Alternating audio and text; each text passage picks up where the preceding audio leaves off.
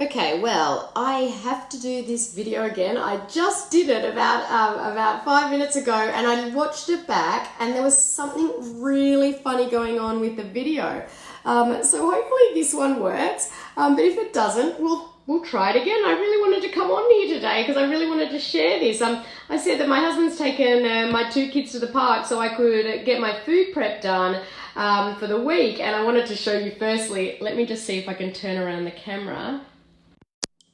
Okay, so there is the camera turning around. You can see my food prep that's going on. My kitchen is an absolute mess here. Let me turn my camera back around.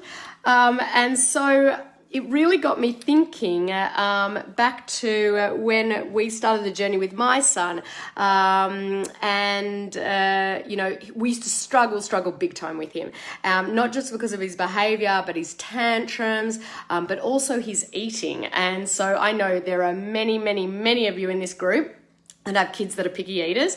And we used to literally battle every single meal. And I would just want to put the food on the table and run and hide in a cupboard. And I shared this post about 6 months ago in the group, but I know that there's so many more of you in here. And so I thought I would share it again because there are so many kids in our group that have picky eaters. And, you know, it's such a stressful situation, unpleasant situation. And I personally felt like a failure as a mum and just really wanted to disappear. So I knew that something wasn't right. I knew that something was going on in his body, and you know, I put my research hat on and I really began to dig a bit deeper because I knew that there was something more to this. My son couldn't just be such a picky eater, and I was just, you know, the luck of the draw in my son being a picky eater, but I knew there was something more going on. Getting a reduction in the other symptoms, that's a story for another day because this is a bit longer. And so if anyone jumped on a couple of minutes ago and heard me talking about this, the reason I'm doing it again is because for some reason my microphone totally failed.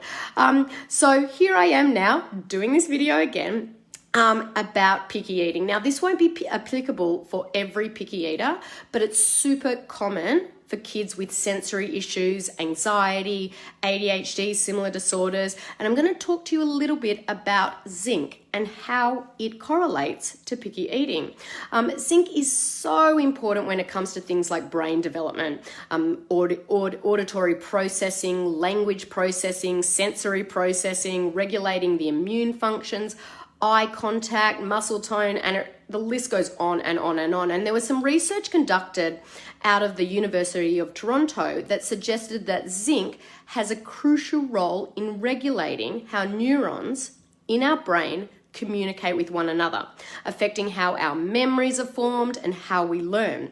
So you can see how a deficiency in zinc can be very closely correlated with these disorders that affect the brain, like ADHD. And what you might not know is zinc deficiency is also closely related to picky eating. So zinc deficiency can cause a loss of taste buds and affect the way that our brain processes the taste of something. Once this has happened, many foods can actually taste terrible and really even sometimes offensive.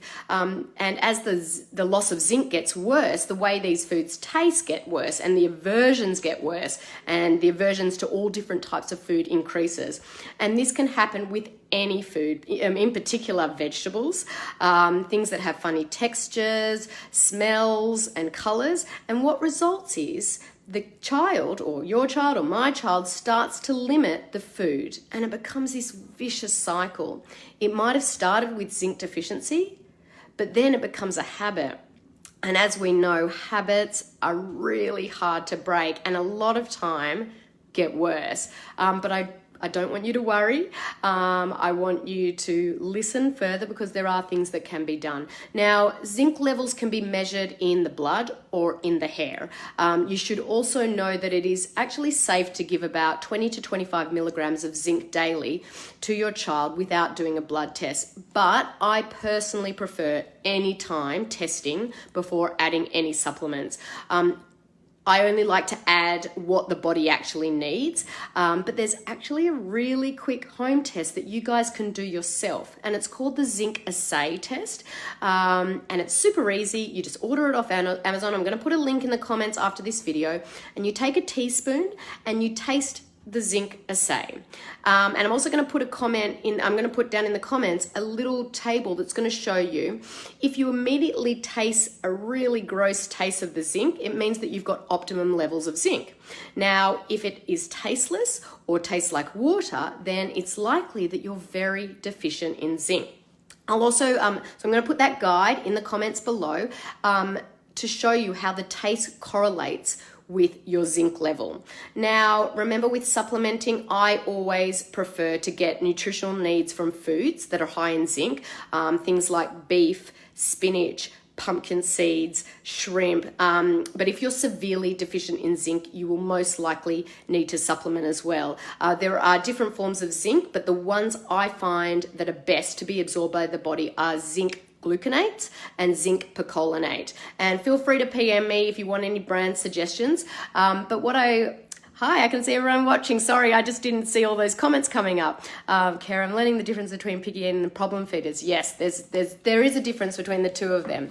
But what I want to say is, when I said that zinc is found in spinach, you're probably thinking to yourself, well, how am I going to get my kid to eat spinach? Now, I want to show you quickly.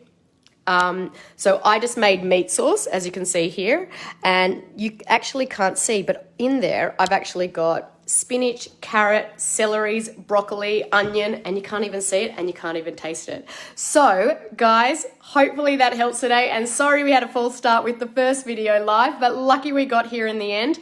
After this video, I'm going to post a link to the Amazon test that you can order, and I'm going to put